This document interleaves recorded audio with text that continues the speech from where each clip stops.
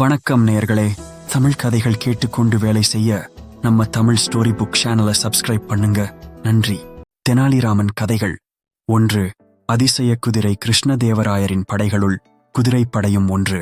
குதிரைப்படையும் வலிமையுள்ளதாக இருந்தது.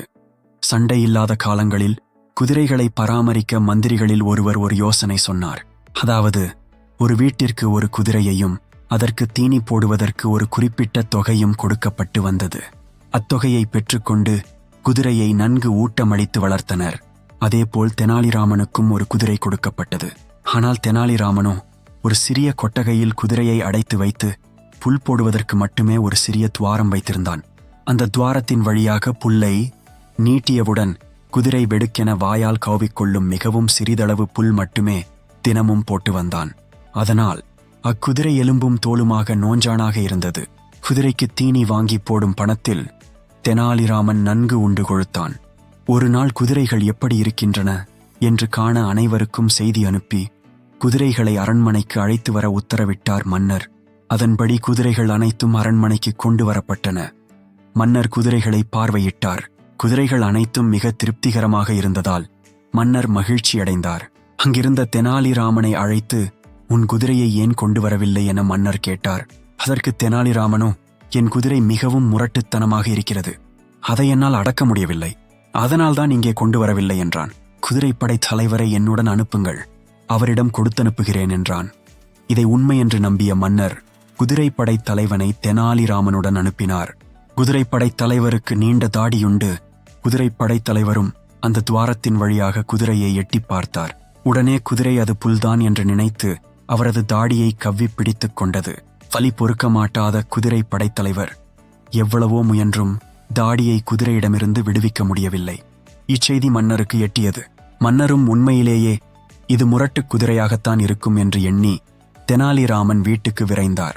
அங்கு குதிரையின் வாயில் குதிரைப்படை தலைவரின் தாடி சிக்கி இருப்பதை அறிந்து அந்த கொட்டகையை பிரிக்கச் செய்தார். பின் குதிரையை பார்த்தால் குதிரை எலும்பும் தோலுமாக நிற்பதற்கு கூட சக்தியற்று இருந்ததைக் கண்டு மன்னர் கோபங்கொண்டு அதன் காரணத்தை தெனாலிராமனிடம் கேட்டார். அதற்கு தெனாலிராமன், இவ்வாறு சக்தியற்று இருக்கும் போதே குதிரை படைத்தலைவரின் தாடியை கவ்விக்கொண்டு விடமாட்டேன் என்கிறது. நன்கு உணவு ஊட்டி வளர்த்திருந்தால் குதிரை படைத்தலைவரின் கதி அதோகதிதான் ஆகியிருக்கும் என்றான். இதை கேட்ட மன்னன் கோபத்திலும் சிரித்துவிட்டார். பின்னர் தெனாலிராமனை மன்னித்து விட்டார். மேலும் தொடர்கிறது. தெனாலிராமன் கதைகள் 2. காளியிடம் வரம் பெற்ற கதை.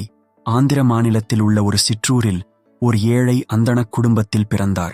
தெனாலிராமன் இளமையிலேயே தன் தந்தையை இழந்தார்.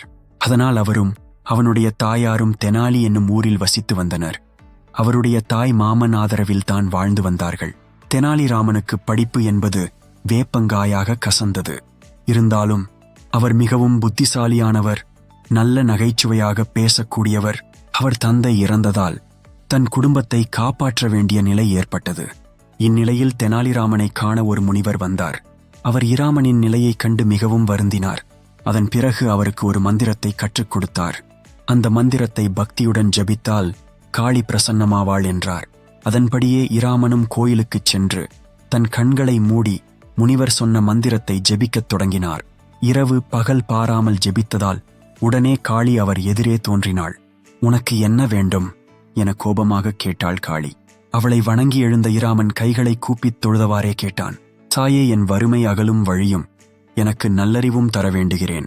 உடனே காளி, உனக்கு பேராசைதான், கல்வியும் வேண்டும், செல்வமும் வேண்டுமா என்றாள். ஆம் தாயே, இரண்டையும் தந்து அருள் செய்ய வேண்டும் தாயே என்றான். பிறகு காளி 2 கிண்ணங்கள் பாலுடன் வந்தாள். அதை இராமனிடம் தந்தாள் காளி. இராமா, இந்த 2 கிண்ணங்களிலும் உள்ள பால் மிகவும் விசேஷமானது. ஆனால் நீ ஏதாவது ஒரு கிண்ணத்தில் உள்ள பாலைத்தான் குடிக்க வேண்டும். உனக்கு எது மிகவும் தேவையோ அந்த பாலை மட்டும் குடி என்றாள் புன்னகையுடன். என்ன தாயே, நான் 2ஐயும் தானே கேட்டேன் என்றான். நான் எதை அருந்துவது தெரியவில்லையே என்று சிறிது நேரம் யோசித்துவிட்டு பிறகு சட்டென்று இடது கரத்தில் இருந்த பாலை வலது கரத்தில் இருந்த கிண்ணத்தில் ஊற்றி அந்த கிண்ணத்து பாலை குடித்துவிட்டு சிரித்தான். காளி திகைத்து நின்றாள். நான் உன்னை ஒரு கிண்ணத்தில் உள்ள பாலைத்தானே குடிக்கச் சொன்னேன். ஆம் தாயே, நானும் ஒரு கிண்ணத்து பாலைத்தானே குடித்தேன் என்றான். ஏன் 2ஐயும் ஒன்றாக கலந்தாய்? கலக்கக்கூடாது என்று நீ சொல்லவில்லையே தாயே என்றான்.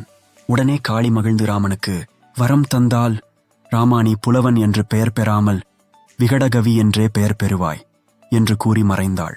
இராமன் விகடகவி என்ற பெயரை திருப்பிப் படித்தாலும் விகடகவி என்றே வருகிறதே என்று மகிழ்ச்சியடைந்தான். நீதி. மதியால் எதையும் வெல்லலாம். புத்தியுள்ளவர்கள் எங்கு சென்றாலும் தன் திறமையினால் தனக்கு சாதகமாக மாற்றிக் கொள்வார்கள். மேலும் கதைகள் கேட்க Tamil story book channel subscribe பண்ணுங்க. நன்றி.